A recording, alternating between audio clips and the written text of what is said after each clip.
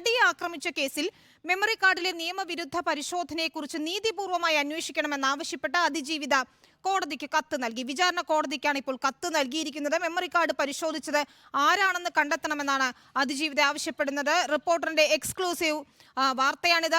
റോഷിപാലാണ് ഈ വാർത്ത റിപ്പോർട്ട് ചെയ്തത്. നേരത്തെ വിശദമായ അന്വേഷണം നടത്താൻ ഹൈക്കോടതി നിർദ്ദേശിച്ചതിന് പിന്നാലെയാണ് ഇപ്പോൾ അതിജീവിത വിചാരണ കോടതിയെ സമീപിച്ചിരിക്കുന്നത്. റോഷിപാലുണ്ട് വിവരങ്ങളുമായി.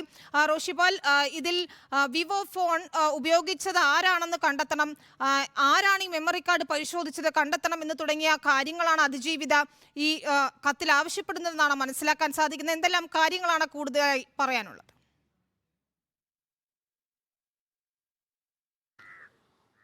വിനീത, ഈ നടിയാക്രമിച്ച കേസിലെ ദൃശ്യങ്ങളടങ്ങിയ മെമ്മറി കാർഡ് അത് നിയമവിരുദ്ധമായി ഉപയോഗിച്ചു എന്ന് കോടതി കണ്ടെത്തുകയും പിന്നാലെ തന്നെ ഈ സംഭവത്തിൽ അന്വേഷണം ആവശ്യപ്പെട്ട് കോടതി ഉത്തരവിടുകയും ചെയ്ത ഒരു പശ്ചാത്തലമുണ്ട്. ഈ സാഹചര്യത്തിലാണ് ഈ അന്വേഷണ ചുമതലയുള്ള വിചാരണ കോടതിയുടെ ജഡ്ജ്, ജില്ലാ പ്രിൻസിപ്പൽ സെഷൻസ് ജഡ്ജ് കൂടിയായ ഹണി വർഗീസിന് അതിജീവിത കത്ത് നൽകിയിരിക്കുന്നത്.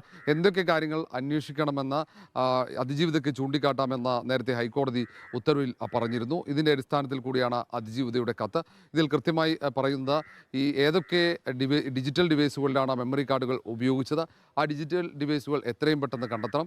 ഇതിനൊപ്പം ആരൊക്കെയാണ് ഈ ദൃശ്യങ്ങൾ പരിശോധിച്ചത്, ഏതെങ്കിലും രീതിയിൽ ദൃശ്യങ്ങൾ പകർത്തപ്പെട്ടോ എന്നടക്കം പരിശോധിക്കേണ്ടിയിരിക്കുന്നു.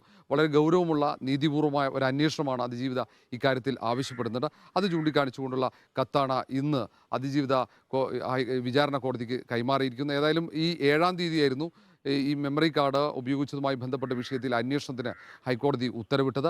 30 ദിവസത്തിനകം അന്വേഷിച്ച് റിപ്പോർട്ട് സമർപ്പിക്കാനുള്ള നിർദ്ദേശമാണ് ഹൈക്കോടതി ജില്ലാ പ്രിൻസിപ്പൽ സെഷൻസ് ജഡ്ജിന് നൽകിയിരിക്കുന്നത്.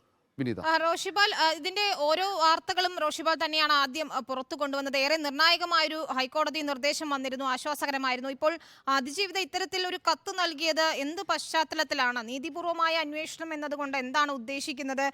ഇക്കാര്യത്തിൽ ഏത് രീതിയിലുള്ള ഒരു അന്വേഷണം വേണമെന്നാണ് അതിജീവിതയുടെ ഒരു ആവശ്യം? വിനീത, നമുക്കറിയാം കോടതി കസ്റ്റഡിയിലിരിക്കുകയാണ് 3 തവണ ഈ മെമ്മറി കാർഡ് നിയമവിരുദ്ധമായി ഉപയോഗിച്ചത്. കോടതി കസ്റ്റഡിയിൽ സുരക്ഷിതമായി ചെസ്റ്റിൽ സൂക്ഷിച്ച മെമ്മറി കാർഡ്, ഈ മെമ്മറി കാർഡ് നിയമവിരുദ്ധമായി 2 തവണ മൊബൈൽ ഫോണിലും 1 വട്ടം അത് കമ്പ്യൂട്ടറിലും ഉപയോഗിച്ചു എന്നാണ് ഫോറൻസിക് പരിശോധനയിലെ കണ്ടെത്തൽ.